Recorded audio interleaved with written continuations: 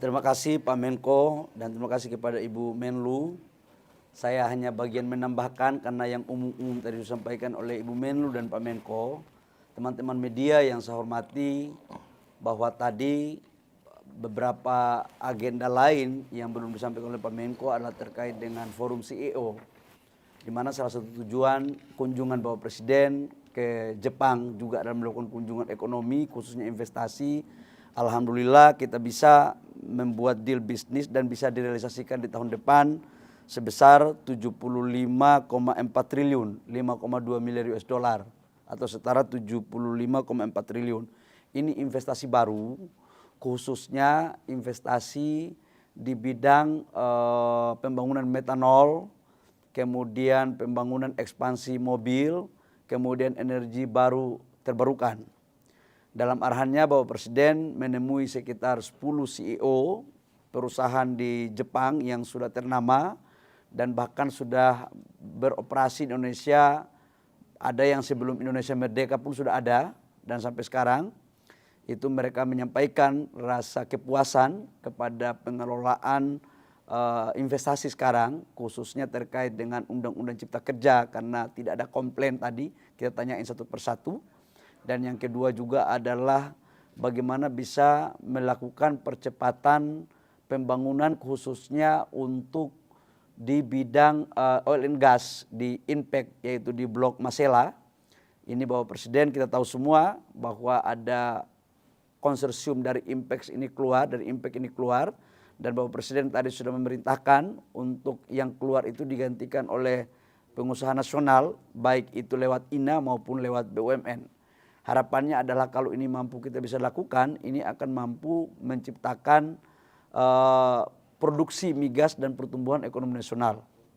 Di sisi yang lain saya juga menyampaikan bahwa investasi yang akan kita garap ini tersebar, baik itu ada di Maluku, kemudian di Papua maupun di Jawa Barat dan di beberapa wilayah provinsi lain, tidak hanya di satu provinsi.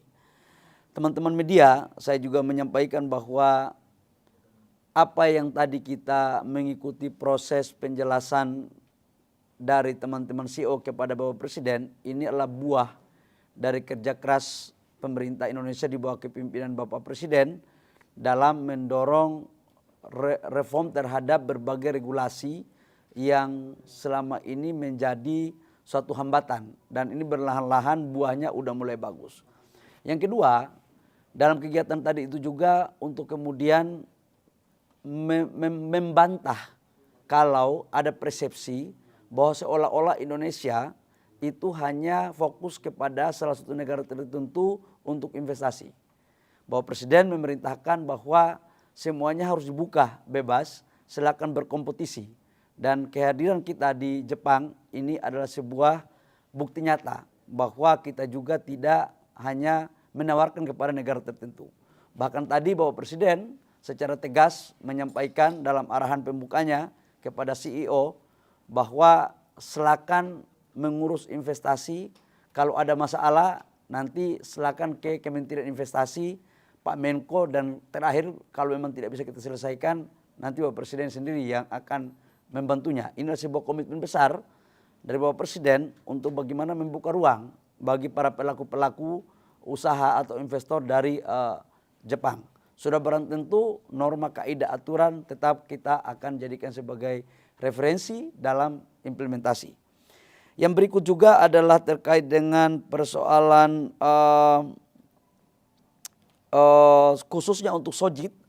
Tadi Bapak Presiden sudah memerintahkan untuk segera merealisasikan. Ini Sojit ini adalah membangun pabrik metanol di Papua Barat. Ini kolaborasi antara BUMN dan swasta nasional. Dan sebentar lagi akan diputuskan apakah itu di Bentuni atau di Fakfak. Tapi persoalan kalau pupuk itu sudah putus di Fakfak, tinggal metanolnya. Dan saya pikir nggak ada soal, karena ini untuk kebaikan rakyat bangsa dan negara dan pemerataan pertumbuhan ekonomi kawasan khususnya di wilayah timur. Terima kasih Ibu Menlu. Baik, terima kasih Pak Menko dan terima kasih Pak Menteri Investasi.